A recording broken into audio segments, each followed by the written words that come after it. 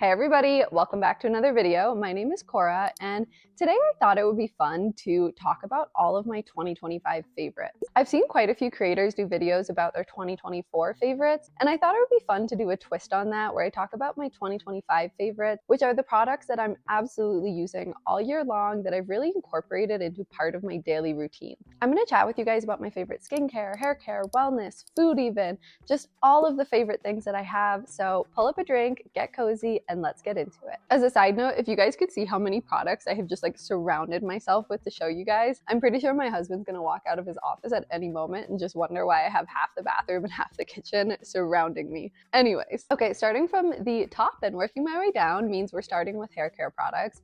When I'm in the shower, I really love the brand Davines, or my hairdresser says Davines, but I think that sounds crazy. So it is this brand here. This is just a conditioning hair mask, and you can tell that I like to use it a lot, clearly.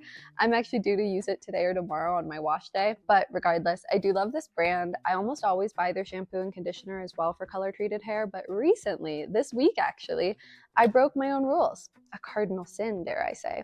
I bought the Olaplex shampoo and conditioner for color treated hair. It's like the purple one, if you guys know what I'm talking about, and I hate it. Lesson learned, I'm just sticking to the products I know work for me, and I really love this brand. It smells good, it has a good texture, and it does leave my hair very soft. Once I'm out of the shower, I like to use this Kerastase Resistance hair treatment, and this just acts as a hair protectant and also as a leave-in conditioner. It really makes a difference when I use it and when I don't use it, so now it is just part of my routine every time I shower. I love it, it smells good, it's got a good consistency, no complaints from me. Now, in terms of styling though, this is the Dyson Airwrap, and I swear by this thing. It depends though. So I used to live in Miami, and it is so humid there that this just did not work at all.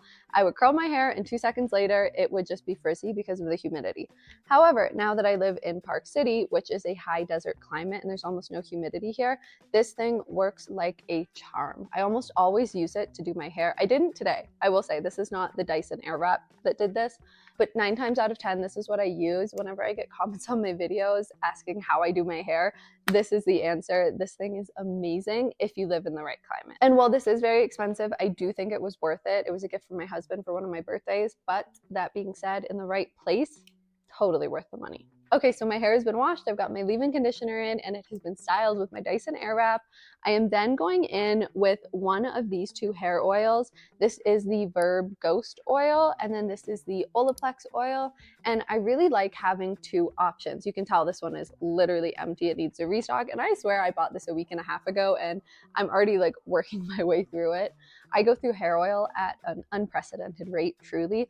Like I said, I live in a dry climate, so my ends get very dry. So I use a hair oil probably twice a day, and these are the two I swear by.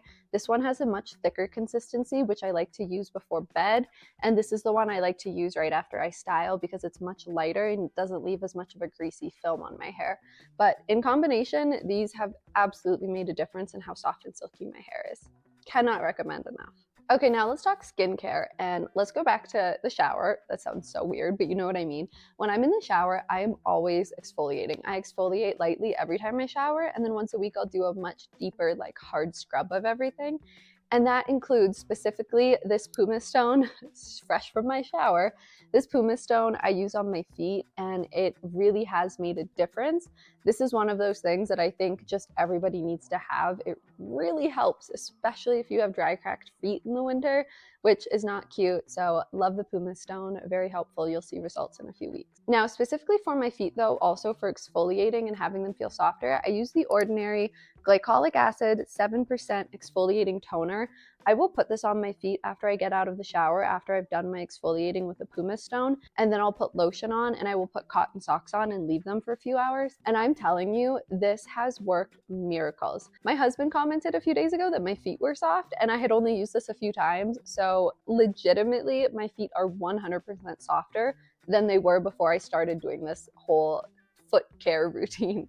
Definitely worth it. And this product is like $8 from Sephora. The Ordinary is not expensive, so this is such a big value for the dollar. Also, after exfoliating, I go in with this Kiehl's Creme de Corps body moisturizer. Now, this product is a little expensive. I think it was $30 just for this small container of lotion, but I'm telling you, this is the only product that actually restores the hydration to my body, and especially my legs up here in this dry climate. It is slightly oily, so it's great if you live somewhere dry. It's not so great if you live somewhere humid, but I really love it. It gives my legs that look like they've been slightly oiled up, which I think is very attractive with a mini dress. Whenever I run out, I'm restocking it immediately. I'm a very simple gal when it comes to skincare. I absolutely believe that less is more. In terms of makeup remover, I just prefer the makeup removing wipes. I know they're a little more expensive, but I do love how much easier they are. So any makeup removing wipe, I'm not picky with that. I have not found there to be a huge difference in them. They all get the job done. And then in terms of a facial cleanser, I like this Caudalie foaming cleanser.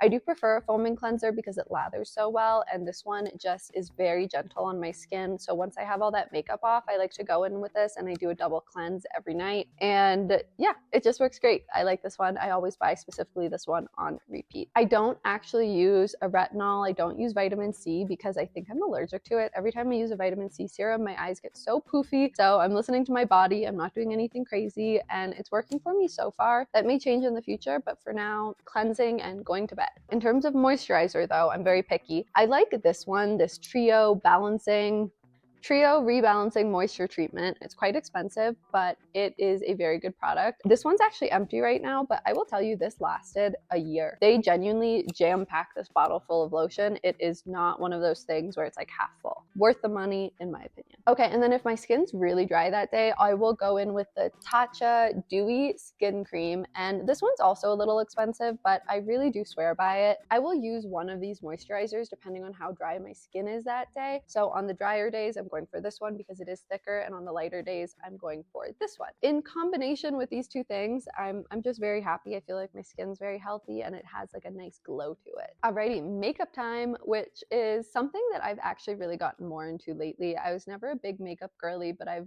been putting in the effort, so I'm figuring out my favorites as I go. So with all of that being said, I really like this NARS foundation. This is the one I'm wearing right now, and I like the consistency of this one. I use a beauty blender to put this on, and it is just, it's not clumpy, it's not too thick, it's not watery. It's just great. So I'm very happy with this one, and I will be buying this again. I may buy it actually in a second slightly darker shade because I'm very light right now. It's the middle of winter. I haven't been getting a lot of sun, but I know as soon as I get a tan, this won't be my actual shade anymore. Regardless, I love this one. This is just definitely worth the money. Okay, in terms of blush, I recently found this Anastasia Beverly Hills blush stick that has blush on one side and a brush on the other. I'm wearing it today as well. I love a liquid blush. I do not like powders. I think they dry out my skin, which is already, like, I already have dry skin, so I prefer a liquid everything essentially. And so this one is great. It goes on easy. It lasts all day. It's just a beautiful shade. Talking about my eyes, I like the Laura Mercier Caviar Volume Mascara. I like this one because it's so liquidy. Like, it's very thick and liquid, so it goes on and it's very black. Like, some of them are more dry and clumpy. This one doesn't really clump. This is actually my second stick of this mascara and probably not my last. Another Anastasia product, this is the Anastasia Beverly Hills lip liner in the shade Deep Taupe. I love this one so much.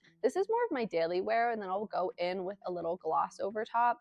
And I think it's just such a natural, easy look that looks good on every skin tone. Okay, speaking of gloss, this is the Lancome Juicy Tubes Original. I'm actually wearing this over top of the lipstick that I'm wearing today. I think it really softens the look. It's very feminine. It's not runny. It's a little tacky actually, so sometimes I'll put it on and then dab it with a piece of toilet paper and just get off the excess, but I really love the look of this. I think it's just super cute and playful. Okay, lastly, I really like this Lancome Fix It and Forget It spray. I'm wearing this. I use it honestly all the time. It works very good, tried and tested, and it dries very quickly and it is not sticky. I can touch my face right now and it's not gooey. It feels very lightweight, so I will definitely keep using this one. This is just a good product, and now that I have it, I don't need to go explore others. In terms of perfume, I really like this Miss Dior one. You can see I've really worked my way through it.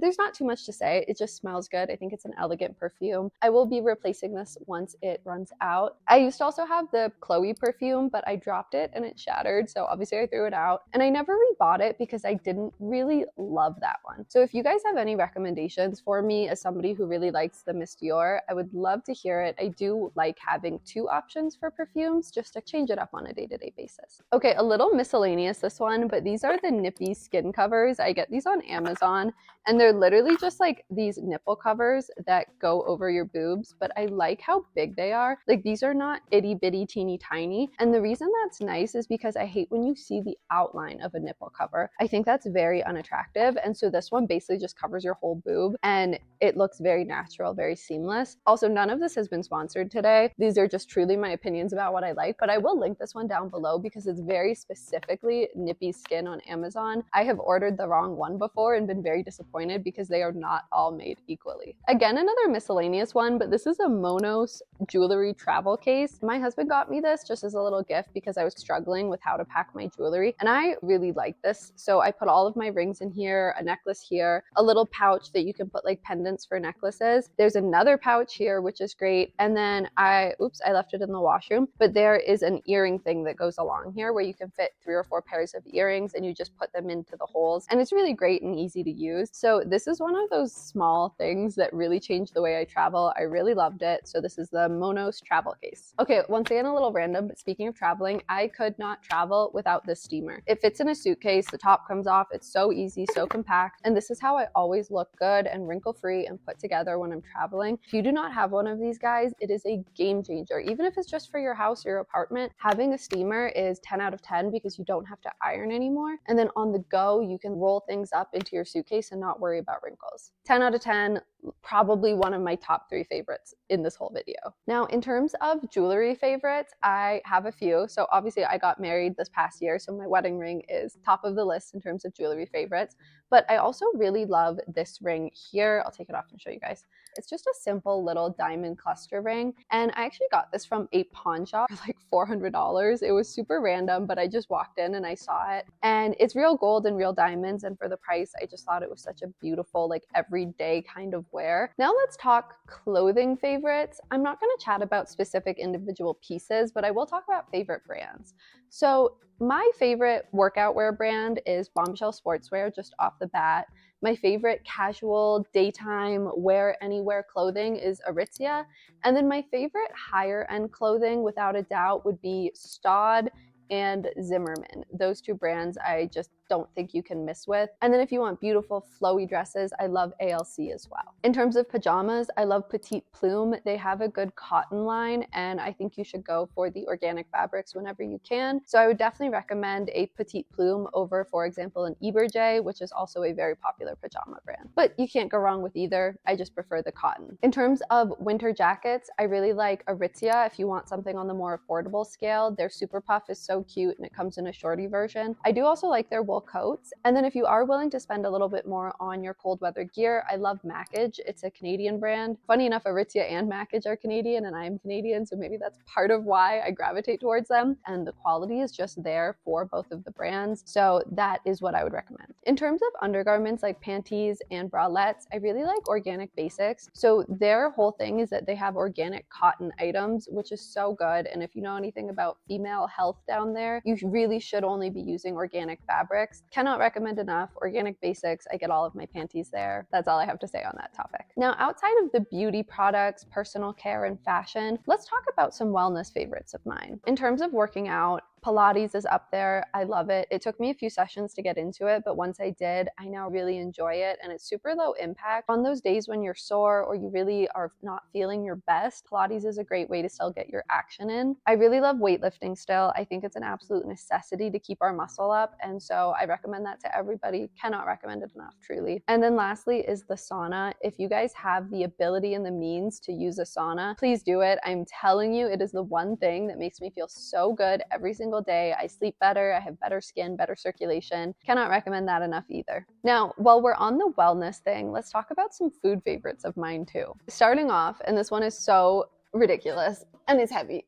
This is a cast iron pan. This is the brand Smithy Ironware. It's US made in Charleston. This is pretty expensive, I'll be honest, but it is a very solid, good cast iron pan. When I do any meats now, like steak, kebab, chicken, I'm always using this thing, and it's just so much better of a cook. And it's also so much healthier. You're not getting any of these obscure particles into your food that you can get when you use other cookware. So I can't recommend using a cast iron enough. They also have like griddles and all of these these other things that I'm starting to look into. But just in general, one good cast iron pan will last you forever. I will literally be able to pass this on to my children if I wish. So I have absolutely no regrets with this purchase, and it is definitely a favorite. Okay, now actual food favorites. Let's chat, because I spend a lot of time in the grocery store and I spend a lot of time in the kitchen. I cook 2 home-cooked meals a day, so I'm very opinionated on this topic. Okay, first up, cashew butter. Instead of peanut butter, cashews are so much healthier for you, and I love the consistency and flavor of cashew butter over peanut butter.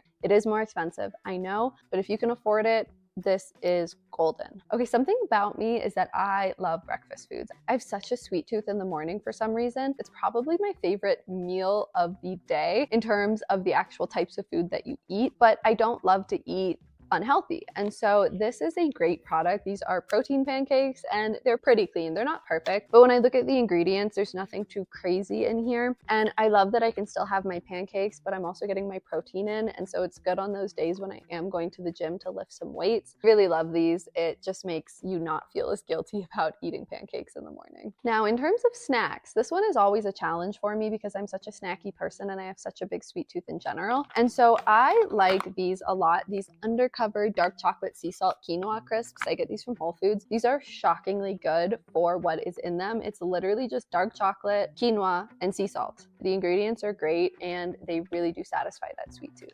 Also, to satisfy the sweet tooth, I like these Unreal coconut bars. They're very healthy as well. They just have organic coconut, cassava syrup, dark chocolate. That's it.